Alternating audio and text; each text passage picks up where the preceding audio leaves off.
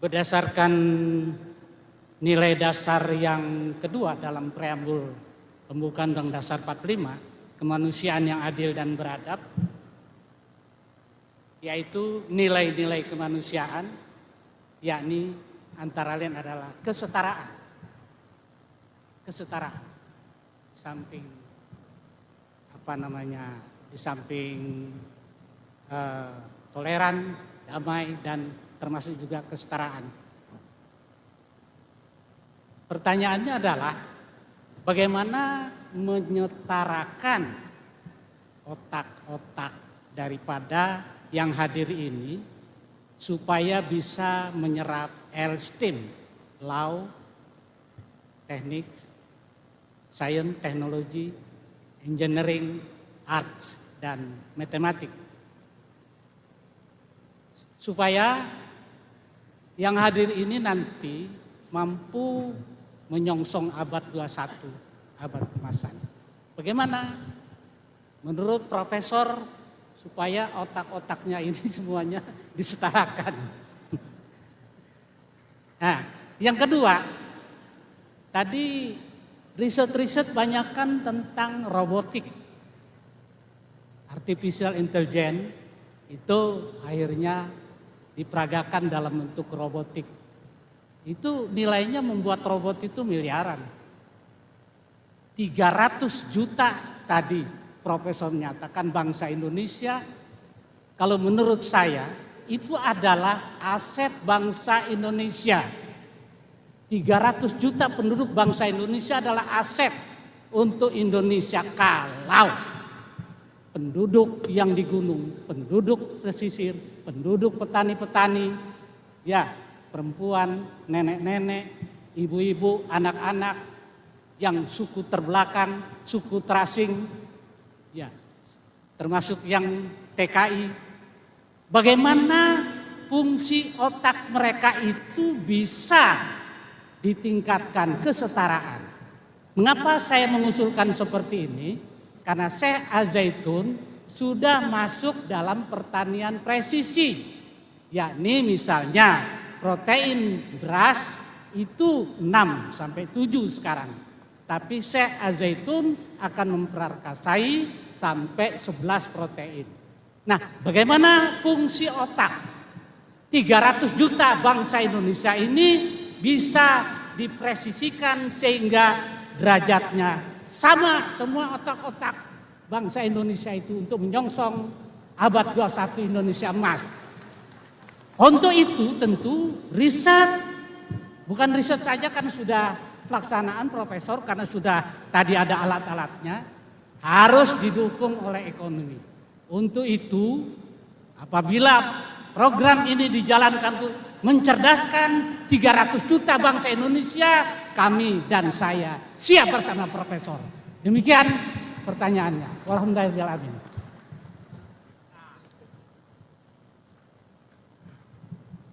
Assalamualaikum warahmatullahi wabarakatuh. Ini pertanyaannya sulit ini jawabannya. Yang jawab harusnya menteri, Pak. Menterinya biar jawab gitu. Jadi menterinya harusnya jawab. Pertama tentang kesetaraan otak. Di berbagai berita dikatakan bahwa IQ rata-rata bangsa Indonesia ini 80. Sedikit di atas simpanse. Ini kaget juga, di ASEAN paling rendah 80, nggak sampai 90. Sedikit di atas simpanse, ini bahaya ini. Jadi yang tahun 2045 ini akan menjadi generasi Indonesia emas atau Indonesia cemas gitu ya. Jadi pekerjaan kita bersama Pak, berat menyetarakan otak ini. Tapi kalau otak-otak enak, di Gresik itu ada otak-otak enak itu. Bandeng ada isinya itu otak-otak itu. Kembali ke tadi, tetapi kita tidak boleh pesimis ya. Bangsa Indonesia ini biasanya pinter kalau tertekan. Kita manusia ini kalau terpepet pinter gitu. Muncul namanya sense of keterpaksaannya muncul, jadi pinter kita gitu. Survivalnya muncul. Jadi betul Pak, melalui pendidikan ini adalah yang utama, pendidikan sekali lagi pendidikan. Tadi Lee Kuan Yew tahun 1970, Singapura nggak ada apa-apanya, kotor sekali. Tapi pendidikan dinaikkan. Jepang di bom atom hancur. Kaisar Hirohito menghitung berapa jumlah guru yang hidup. Dari perhitungan itu, memperkirakan 20 tahun lagi Jepang bangkit. Betul, tahun 60 Jepang bangkit gitu.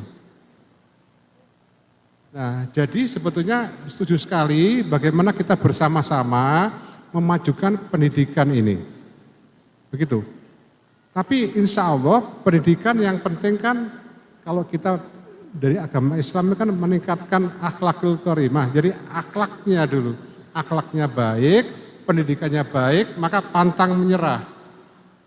Insya Allah menghasilkan suatu riset, penelitian yang bermartabat, yang bermanfaat bagi umat manusia. Ini yang mari kita bersama-sama. Memang tidak ringan di tengah suatu situasi politik semacam ini, maka mari pendidikan ini saya kagum dengan Al-Zaitun, bagaimana pendidikan berasrama, bagaimana kita mengejar ketertinggalan ini penting sekali. Apalagi nanti kalau ada semangat lagi, tadi saya katakan karena riset itu kalau hanya fundamental maka dia akan mati. Tapi kalau dihilirkan, ada bantuan dari industri, dari bisnis begitu, maka akan baik. Tadi menyinggung tentang precision agriculture atau pertanian yang presisi. Jadi artinya sesuai dengan varietasnya. Ini saya sedikit melakukan Pak sekarang, tapi ya agak apa tuh? Bahasa Jawanya itu kepontal-pontal gitu, tersengal-sengal karena biaya. Jadi begini, sorghum yang di-launching oleh Bapak Presiden 2 tahun lalu di NTT, sorghum ini punya kehebatan. Sorghum itu hebatnya adalah dapat tumbuh di lahan kering. Jagung tidak tahan, ketela pohon tidak tahan, sorghum hidup. Nah, sorghum ini yang di-launching oleh nasional, Bioguma 3, itu produktif tapi rasanya nggak enak, kasar gitu, keras, berasnya itu keras. Nah di NTT ada sorghum kecil, Ganoketa namanya, varietasnya kecil tapi pulen. Nah kalau pertanian yang biasa, mereka melalui hukum kawin silang, itu hukumnya yang paling kuno lah, hukumnya zaman kuno kawin silang gitu, dari 100 lebih persilangan diharapkan muncul yang baik. Nah sekarang zamannya sudah editing genetik. Jadi yang saya lakukan sekarang masih simulasi, yaitu saya mempunyai peta dari genetik DNA RNA dari sorghum yang produktif dan saya punya peta dari sorghum yang enak. Pulennya itu dari amilem, sehingga DNA RNA yang enak tadi rencananya saya ambil, saya masukkan ke yang besar tadi. Sehingga dia besar dan pulen gitu. Sedang berjalan. Tadi belum saya sampaikan. Jadi saya melakukan editing genetik. Secara bioinformatika sudah, tetapi ke bioteknologi melalui kultur jaringan, stem cell-nya belum terlaksana. Ini butuh biaya. Saya sendirian. Indonesia kadang-kadang heran juga saya. Indonesia ini pertanian harusnya menjadi rajanya pangan kita sendiri, mandiri. Tapi hal-hal yang penting semacam ini, nggak ada biayanya Pak, heran saya. Semua fakultas pertanian tutup kan kita, tutup semua. Nah, makanya kita buka Pak ya, bagus Pak, bagus. Jadi UPN itu kan dulu kan pertanian, tutup sekarang, karena mahasiswanya nggak ada. Generasi muda nggak suka pertanian, padahal kita sangat-sangat butuh itu, pertanian itu. Terutama teknologi maju, jadi sekarang varietas itu genetik Pak, bermain genetik. Di kedokteran juga genetik, pengobatan genetik, tapi sekarang kita belum, dan saya belum berani ke manusia karena etikanya berat sekali. Contohnya begini, artis ya yang terkenal artis Angelina Jolie, itu keturunannya mempunyai breast cancer, kanker payudara. Dan dilihat genetiknya, Angelina Jolie punya DNA RNA yang sequence kanker payudara. Nah pengobatan sekarang sebelum muncul itu di knockdown.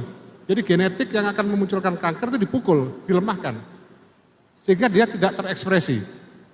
Jadi sekarang pengobatan sekarang itu mengarah ke genetik, sebelum muncul kita pukul dulu.